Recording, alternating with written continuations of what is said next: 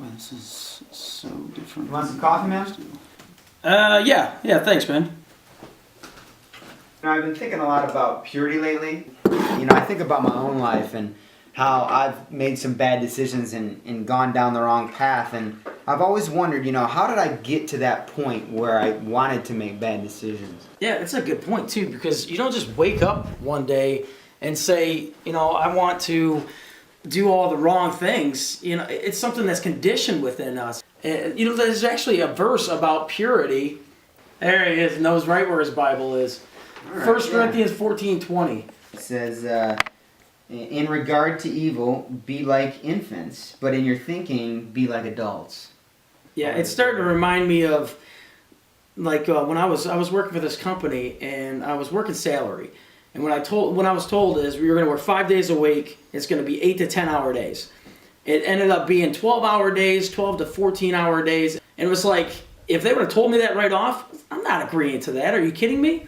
But little by little, they kind of spoon-fed me into that way of thinking, that conditioning me into 14 hours a day is right. That's what I'm supposed to be doing. Well, it's not. According to the contract, it's supposed to be 8 to 10 hour days. It makes me think of this story that I heard growing up in church all the time, and it's about how you boil a frog alive.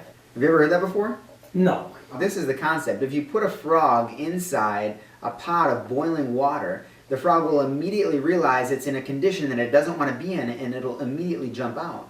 How you boil a frog alive is you put it in room temperature water, slowly heat up the water, and it won't recognize that its surroundings, its condition is being changed, and it'll stay in there until it eventually gets boiled alive.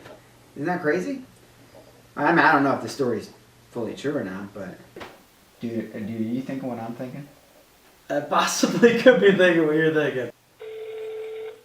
Good afternoon, Pet Plus. This is Carol. How can I help you? Yeah, hi Carol. I have a question for you. Do you guys have pet frogs there? Yeah, we have frogs.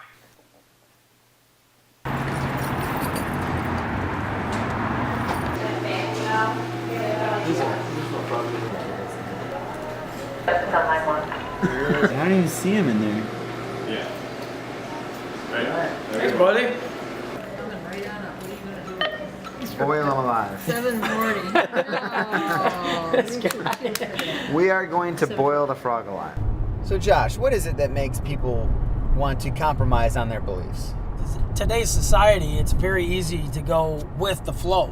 When somebody tells you, let's do this, and it's wrong. And so you start doing these little lies to yourself saying that this is correct, this is right, when really it's these little lies that lead up to the big lies, and then the little lies become truths within your mind. All right, so we have the frog here, and if it's true, his fate is going to be determined from the boiling water. And what can we do to prevent the same fate as the frog? Start reading your Bible, really understand God's character, and start doing the things that Jesus wants you to do rather than your buddies that got you down the wrong path. Yeah, the more I think about purity and the frog, I think about Jesus Christ. He is our hope. He is the one that makes us pure. It's not our own actions. And I think about the Bible verse that says, "Blessed are the pure in heart, because they will see God." If we can put our hope in God and our hope in what He says in the Bible, then we have a chance to be the type of people that we were called to be by God. So the question is this: are you like the frog? Will you slowly be boiled alive in your surroundings, or will you jump out when you feel your life is being compromised? Will you choose your convictions, or will you adjust your beliefs? Do you have the strength to be pure? I hope that you choose life.